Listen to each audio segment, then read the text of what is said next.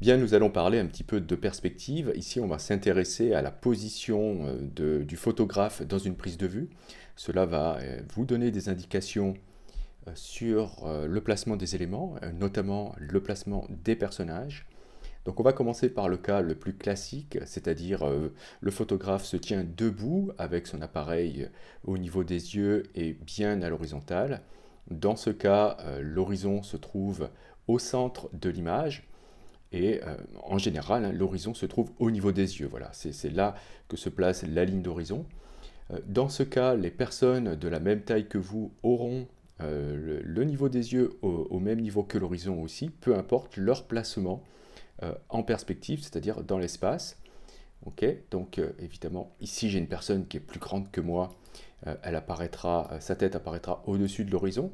Donc il faudra bien sûr considérer que la personne est posée sur le même plan que le photographe, hein. C'est-à-dire que le sol est plat, ici ça ne monte pas, ça ne descend pas. Voilà le cas le plus simple. Si vous êtes bien face comme ça, la tête pas baissée, vous aurez aussi les bâtiments avec les côtés qui seront bien parallèles, il n'y aura pas de déformation des verticales. Donc voici un exemple, là le point de vue du photographe est le même que celui du personnage devant lui. Vous voyez que l'horizon concorde bien avec le niveau des yeux du modèle, ce qui veut dire que les deux ont la même taille et sont sur le même plan. Voilà. Bien sûr, il se pourrait que le photographe soit plus petit ou plus grand, et s'il est monté sur un escabeau, enfin peu importe, il peut y avoir de la triche, mais bon, ça veut dire que le niveau des yeux, le niveau de l'appareil photo, l'objectif en fait, est bien pointé droit devant sur l'homme, au même niveau que ses yeux. Très bien, donc un autre exemple ici. Voilà, là on se trouve aussi dans la même configuration que l'image précédente, sauf que bon là, cette fois-ci on est de face. On voit bien que les bâtiments ici sont bien droits, donc l'appareil photo n'est pas incliné. Ok, le photographe regarde bien droit devant lui et il semblerait qu'il ait la même taille que son modèle, puisque on voit que voilà, l'horizon est au centre ici. Et si on tire des lignes ici pour voir où se trouve le point de fuite, on voit que c'est à peu près ici, donc l'horizon est au niveau des yeux. Ça veut dire que le photographe et le modèle sont exactement dans la même position. Ok, on va voir bien sûr l'exemple des personnes qui sont plus petites que vous. Dans ce cas, ils seront au-dessous de l'horizon, hein, bien sûr, en considérant toujours hein, qu'ils sont posés sur le même plan, c'est-à-dire au même niveau que vous, au niveau du sol.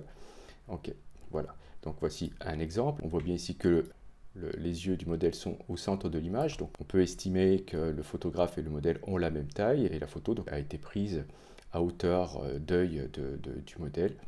Okay, donc on voit bien ici les personnes plus petites qui sont en dessous de l'horizon.